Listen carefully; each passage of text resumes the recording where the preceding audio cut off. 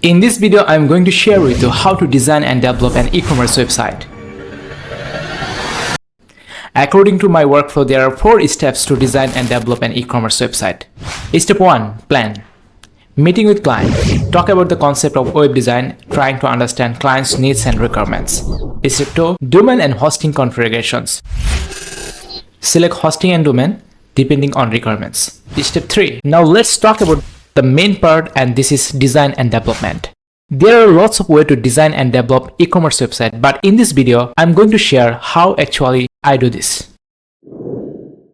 Design. At first, I try to create a more user-friendly and responsive website by focusing on up-to-date user experience and user interface. In this case, I should follow the branding guideline and product photography and create all graphical elements for the best visual design. Website can be developed using these 3 steps.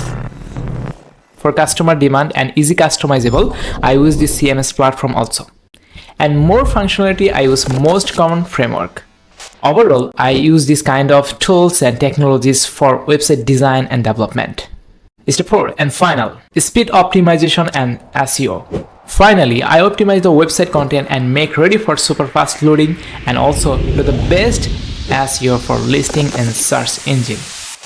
And finally, the website is ready to launch.